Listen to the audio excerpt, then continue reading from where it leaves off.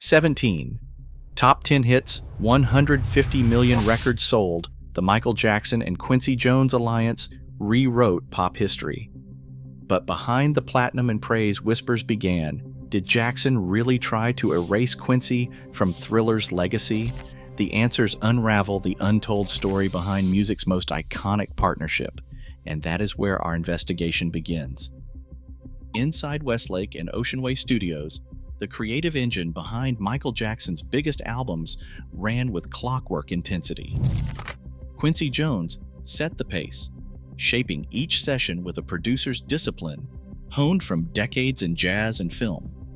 Jackson brought an uncanny instinct for melody and a relentless drive for perfection, sometimes recording more than 30 vocal takes before anyone called it a night. Engineer Bruce Swedian, known for his meticulous ear, handled the mixing board, capturing every nuance, whether it was the shimmer of Greg Fillinganes' keys or the snap of John Robinson's drums. Song selection was a group effort, but Jones always pushed for something new. For Off the Wall, he called in Rod Temperton for tracks like Rock With You, while Jackson added his own fire with Don't Stop Till You Get Enough. By Thriller, the team's ambition had grown. Synthesizer programming from Steve Porcaro and Michael Boddicker, horn arrangements by Jerry Hay, and a now-famous percussive stomp recorded in a studio bathroom all made the cut. Jackson and Jones shared rhythm arrangement duties, with Jackson personally sculpting the vocal layers that became his signature. Sessions for Bad brought digital instruments into the mix. Douglas Getshall's drum programming and a wider roster of session players reflected the changing sound of pop in the late 80s. Each album followed a careful process: pre-production meetings, live tracking, endless overdubs, and late-night mixing sessions, where even the smallest detail could mean the difference between a hit and an afterthought. The results spoke for themselves. Off the Wall went 9 times platinum in the United States. Thriller shattered records, reaching 33 times platinum and selling an estimated 66 million copies worldwide.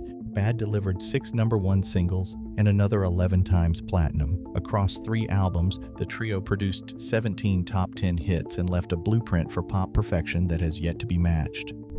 Rumors about the Thriller album's Grammy producer credit have circulated for decades, fueled by anonymous posts and fan speculation. Some claim Michael Jackson pressured the Recording Academy to minimize Quincy Jones's recognition, aiming to keep the spotlight on himself. The evidence for this, however, is thin. Forum threads and Reddit discussions repeat the story, but none cite direct testimony from Academy officials or studio insiders. No memos, letters, or meeting minutes have surfaced to support the idea of a behind-the-scenes campaign. The official record tells a different story.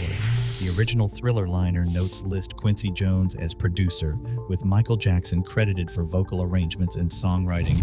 The Grammy archives confirm Jones's name on the Album of the Year award for Thriller in 1984, with no sign of a credit alteration or dispute in the Academy's files. Every public-facing document, including Epic Records press releases, Grammy.com retrospectives, and the album's own packaging, backs up Jones's official role. Researchers have combed through available Recording Academy correspondence and found no trace of lobbying or controversy. The absence of primary evidence leaves the claim in the realm of rumor, not fact. For all the noise online, the paper trail points to a partnership that, at least in the eyes of the industry, remained intact through Thriller's historic run. The question lingers, but the records themselves hold their ground. During the recording of Bad in 1986 and 1987, talk of a possible Prince collaboration gained traction among fans and the press. Keyboardist Greg Fillinganes, who played on both Thriller and Bad, later explained that while the idea was floated, studio logs and interviews show no evidence Prince ever laid down a track with Jackson. The much-discussed session never materialized, and Prince's name remains absent from all official credits. Still, the failed proposal left its mark. Fillinganes described the atmosphere as tense, with creative decisions suddenly weighed against rumors and egos. Years later, a different kind of dispute surfaced. This time it was in court.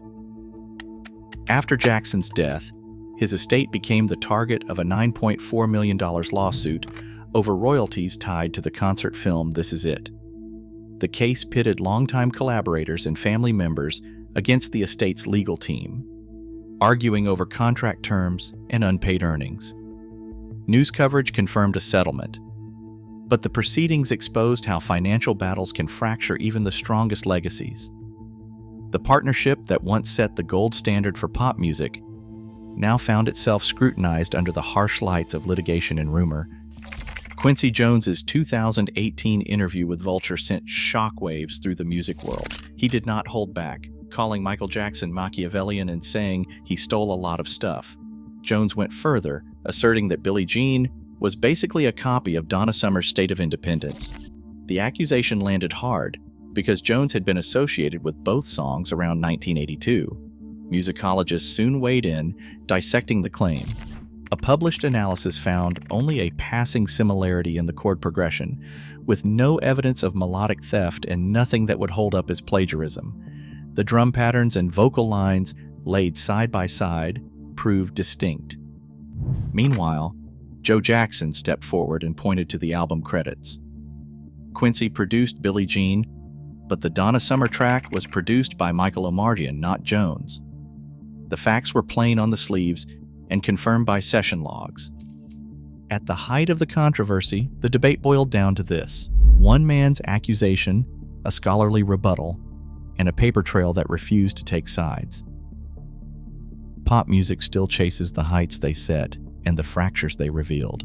Authorship, credit, and power define every hit today, just as fiercely as ever. What lines would you draw?